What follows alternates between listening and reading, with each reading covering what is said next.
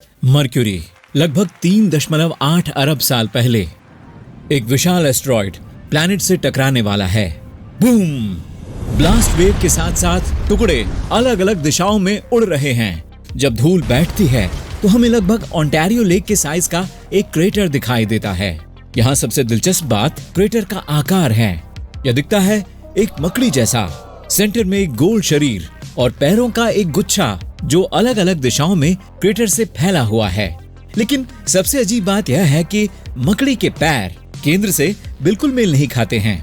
Scientist केवल अनुमान लगा सकते हैं कि ऐसा लैंडस्केप कैसे बना। कुछ लोग सोचते हैं कि मकड़ी की तस्वीर यहाँ बहुत पहले दिखाई दी थी और मीटेओराइट का लगभग उसके सेंटर में गिरना महज एक संयोग था। लेकिन हमारे पास अभी भी इस बात को लेकर कोई क्लियर एक्सप्लेनेशन नहीं है कि मर्क्यूरी के सरफेस पर ऐसे निशान कैसे दिखाई दे सकते हैं। मर्क्यूरी के बारे में एक और मिस्ट्री यह है कि इसका जन्म कैसे हुआ। एक थ्योरी का दावा है कि यह प्लैनेट वीनस का चंद्रमा हुआ करता था, लेकिन समय के साथ यह सूरज की ग्रेविटी के आगे झुक गया। इस तारे ने सचमुच मर्क्यूरी को अपनी तरफ खींच लिया और छोटा ग्रह उसके चक्कर काटने लगा। एक चीज जो इस थ्योरी को साबित कर सकती है वो है मर्क्यूरी और वीनस का रोटेशन पीरियड। मर्क्यूरी धीरे धीरे अपनी रोटेशन स्पीड खो रहा है। इस प्लैनेट पर एक दिन अब पृथ्वी के 58 दिनों के बराबर है और लगातार बढ़ता जा रहा है। वहीं वीनस अपना भारी वजन कम करने के बाद थोड़ा तेज रोटेट करने लगा है। एक दूसरी थ्योरी यह कहती है कि सोलर सिस्टम के सामने आने के कुछ समय बाद मर्क्यूरी वीनस से टकराया था। उस समय प्रोटो मर्क्यूरी उस प्लैनेट से थोड़ा बड़ा था जिसे हम इन दिनों जानते हैं। लेकिन फिर वीनस के टकराने के बाद मर्क्यूरी ने अपने क्रस्ट का एक हिस्सा खो दिया। फिर थोड़े समय बाद वीनस ने इस मलबे को इकट्ठा किया। लेकिन साइंटिस्ट अभी भी इस बात का पक्का जवाब नहीं दे पाए हैं कि मर्क्यूरी का निर्माण कैसे हुआ। यूरेनस एक गैस जायंट, हमारे घर से पृथ्वी और सूर्य की दूरी के 18 गुना दूर। यह प्लैनेट पृथ्वी के आकार के अपने तूफानों वाले जुपिटर जैसे अन्य दिग्गजों की तुलना में काफी शांत लगता है। तब भी यूरेनस के पास नाज करने के लिए कुछ अनूठा है। उदाहरण के लिए इस डार्क स्पॉट के बारे में 2006 में हबल टेलीस्कोप से पता लगाया गया था। उस समय यह अलास्का के साइज से लगभग 2 गुना था। कुछ साल बाद यहाँ ब्राइट स्पॉट दिखाई दिए। यह पता चला कि वे मीथेन के बादल थे जो 483 किलोमीटर प्रति घंटे की स्पीड से प्लैनेट के सरफेस पर चलते हैं। लेकिन हम नहीं जानते कि वास्तव में यूरेनस पर ऐसे तूफानों का क्या कारण है। हो सकता है कि हम यूरेनस के एक और सीक्रेट को जानकर इस रहस्य को सुलझा सकें। यह प्लैनेट अपनी तरफ झुके हुए घूमता है। यदि आप अपने प्लैनेट के एक्सिस को देखते हैं तो आप देखेंगे कि यह वर्टिकल है और केवल थोड़ा सा झुका हुआ है। यह बात हमारे सोलर सिस्टम के ज्यादातर प्लैनेट्स में समान है, लेकिन यूरेनस में नहीं। इसका एक्सिस लगभग हॉरिजॉन्टल है और सूर्य की ओर पॉइंट करता है। यूरेनस का एक पोल लगभग हर समय पूरी तरह से रोशन रहता है। प्लैनेट पर पोलर डे 42 पृथ्वी वर्षों तक रहता है। जब यूरेनस का एक्सिस चेंज होता है तो पोलर डे प्लैनेट की दूसरी साइड शुरू होता है। दूसरा पोल 42 साल के लिए अंधेरे में डूबा रहता है। सीजन के इस चेंज से प्लैनेट की सरफेस पर भयंकर तूफान आ सकते हैं, लेकिन यूरेनस वास्तव में अपनी तरफ क्यों झुका हुआ है इसका कारण पता नहीं है। शायद अरबों साल पहले यह गैस जायंट कई एस्टेरॉयड से टकराया था जो एक युवा प्लैनेट बनने वाले थे। संभव है पृथ्वी के आकार और वजन के समान एक ऐसे प्रो प्लैनेट ने यूरेनस से टकराने के बाद उसे झुका दिया हो, लेकिन यह अभी भी सिर्फ एक अनुमान ही है। अब जुपिटर के चंद्रमा यूरोपा पर चलते हैं। यहाँ बड़ा रहस्य यह है कि क्या इस चांद पर जीवन है। वैज्ञानिक ऐसी संभावना से इनकार नहीं करते। आप चंद्रमा की सतह पर जो कुछ भी देखते हैं वह बर्फ है। आप जिन धारियों को देख सकते हैं वे वास्तव में लंबी चौड़ी दरारें हैं। लंबे समय तक वैज्ञानिकों को लगा कि यह चांद बर्फ के टुकड़े से ज्यादा कुछ नहीं है, लेकिन अब उन्हें लगता है कि अंदर तरल पानी हो सकता है। यूरोपा का कोर जुपिटर की टाइडल फोर्सेस गर्म करती हैं। यह गर्म कोर अपने आसपास की बर्फ को पिघला देता है, तो असल में आइस क्रस्ट के नीचे एक बड़ा ओशन हो सकता है। चूंकि पानी जीवन का आधार है, इसलिए वहाँ कई माइक्रो ऑर्गेनिज्म मौजूद हो सकते हैं, लेकिन हमें यह तभी पता चलेगा जब हम वहाँ प्रोब भेजेंगे। हमें 2 दर्जन मील ठोस बर्फ को ड्रिल करना होगा और पृथ्वी पर सभी जलाशयों के आकार के 2 गुने समुद्र की खोज शुरू करनी होगी। शनि के चंद्रमा टाइटन को देखें। यह सोलर सिस्टम का दूसरा सबसे बड़ा चंद्रमा है। यह पृथ्वी के नेचुरल सैटेलाइट से 50% बड़ा है। यह पृथ्वी के अलावा हमारे सोलर सिस्टम की इकलौती जगह है जहां तरल पानी की मौजूदगी को साबित किया गया है।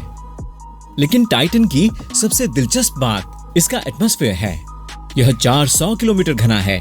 यह दूरी धरती पर कमर्शियल प्लेन्स की औसत उड़ान की ऊंचाई से लगभग 40 गुना ज्यादा है।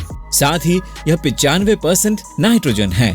तुलना के लिए धरती के एटमॉस्फेयर में 79% नाइट्रोजन है, जिसका मतलब है कि वे काफी समान हैं। रहस्य की बात यह है कि कोई नहीं जानता कि ऐसा एटमॉस्फेयर वहाँ कैसे बना। एक थ्योरी यह बताती है कि कई साल पहले कई मीटेओराइट टाइटन की सरफेस से लगभग बिना रुके टकराए थे। विशाल चट्टानें क्रस्ट से टकराई, जिससे चंद्रमा पर प्रेशर और टेम्परेचर बढ़ गया। ऐसी कंडीशन में हवा में अमोनिया, नाइट्रोजन और हाइड्रोजन में डीकंपोज हो गया। हेवी नाइट्रोजन टाइटन की सरफेस पर रहा, जबकि हल्का हाइड्रोजन ऊपर उड़ा और स्पेस में बह गया। लेकिन कुछ साइंटिस्ट इस थ्योरी से राजी नहीं हैं। सोलर सिस्टम का एक और रहस्य काल्पनिक स्टार नेमेसिस है, लेकिन क्या यह असल में मौजूद है? यदि आप हमारी गैलेक्सी के सभी स्टार्स को देखें तो उनमें से ज्यादातर जोड़े में हैं, यानी कि 2 तारे एक दूसरे का चक्कर लगाते हैं। इस गणना से देखा जाए तो सूर्य का एक साथी भी होना चाहिए। इसलिए कुछ साइंटिस्ट ने मानना शुरू कर दिया कि धरती पर सबसे बड़े स्तर पर हुए विनाश स्पेस की किसी रहस्यमय वस्तु से जुड़े हुए थे। उन्होंने अनुमान लगाया कि सोलर सिस्टम के सेंटर से 1.5 प्रकाश वर्ष दूर कहीं एक रेड ड्वार्फ स्टार था और इस पॉइंट स्टार के एस्टेरॉयड क्लाउड की हर अप्रोच ने इन स्पेस ट्रैवलर्स को डिस्टर्ब किया। हर बार ऐसा होने पर कई एस्टेरॉयड्स ने धरती की ओर अपनी यात्रा शुरू की और बड़े पैमाने पर विनाश का कारण बने। लेकिन यह स्टार अभी तक खोजा नहीं जा सका है और कई साइंटिस्ट इस अनुमान वाली थ्योरी पर सवाल उठाते हैं। अब आइए सोलर सिस्टम के दूर वाले किनारे को देखें। लाइट के एक फोटोन को यहाँ पहुँचने के लिए 1 साल ट्रैवल करना पड़ता है। साइंटिस्ट का मानना है कि उस एरिया में ऊट क्लाउड मौजूद हैं। यह एक काल्पनिक रीजन है जहाँ ढेर सारे एस्टेरॉयड और बर्फ के टुकड़े बादलों में जमा हो जाते हैं। यह सबसे दूर वाला स्थान है जहाँ सूर्य की ग्रेविटी अभी भी काम करती है। शायद यह गोलाकार बादल सोलर सिस्टम के चारों ओर फैला हुआ है। यह वह रीजन है जहाँ लंबे टाइम वाले कॉमेट पैदा होते हैं। वे सोलर सिस्टम से होकर उड़ते हैं और फिर ऊट क्लाउड में लौट जाते हैं। इस यात्रा में हजारों साल लग सकते हैं। इससे भी अधिक रोमांचक उस रीजन में टाइकी नामक एक गैस जायंट हो सकता है। कुछ साइंटिस्ट का कहना है कि यह जुपिटर के आकार का 4 गुना हो सकता है। अब तक किसी भी रिसर्च ने इसका होना कंफर्म नहीं किया है। हालांकि ऊट क्लाउड अभी भी काल्पनिक माना जाता है। साइंटिस्ट का मानना है कि उस एरिया के कॉमेट धरती पर बड़े पैमाने पर विनाश के लिए जिम्मेदार हैं। अब आइए सोलर सिस्टम के बॉर्डर से आगे चलें। वहां पृथ्वी से 1500 प्रकाश वर्ष दूर हमारा होम प्लैनेट ब्लैक होल के सबसे निकट है। ब्लैक होल यूनिवर्स के सबसे रहस्यमय ऑब्जेक्ट हैं। वे इतने भारी हैं कि वे न केवल मैटर बल्कि लाइट को भी आकर्षित करते हैं। इससे भी ज्यादा वे टाइम को स्लो कर देते हैं। एक बार ब्लैक होल की ग्रेविटी में कुछ फंस जाता है तो वह कभी नहीं बचता।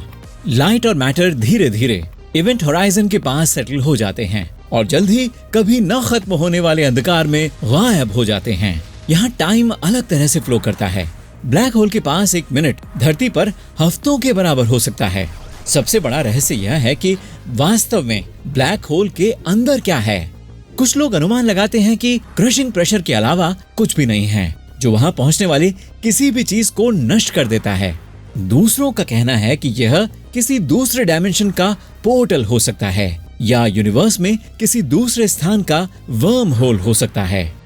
अगर यह सच होता तो ब्लैक होल पोर्टल्स और वर्म होल की मौजूदगी की तरह व्हाइट होल भी मौजूद होते, लेकिन अभी तक कोई व्हाइट होल नहीं मिला है। अब पूरे यूनिवर्स की काल्पनिक सीमा पर जाने के बारे में क्या ख्याल है? इसे एरिडेनस सुपरवॉइड कहा जाता है। यदि आप यूनिवर्स के मैप को देखें तो आपको लगभग 1 अरब प्रकाश वर्ष चौड़ा एक खाली ठंडा स्थान दिखाई देगा पूरी मिल्की वे गैलेक्सी केवल 1 लाख प्रकाश वर्ष चौड़ी है। मुख्य रहस्य यह है कि यह स्पॉट कैसे दिखाई दिया। एक थ्योरी कहती है कि यह शून्य 2 पैरेलल यूनिवर्स की टक्कर से बचा हुआ निशान है। इमेजिन कीजिए कि यूनिवर्सेस विशाल बुलबुले हैं, फिर एक दिन इनमें से 2 बुलबुले आपस में टकरा गए। तभी पैरेलल यूनिवर्स ने हमारे बुलबुले से कई गैलेक्सी को अलग कर दिया। फिलहाल हमारे यूनिवर्स में इतना बड़ा ठंडा वॉइड कैसे प्रकट हो सकता है, इसके लिए यही इकलौती सफाई दी जा सकती है।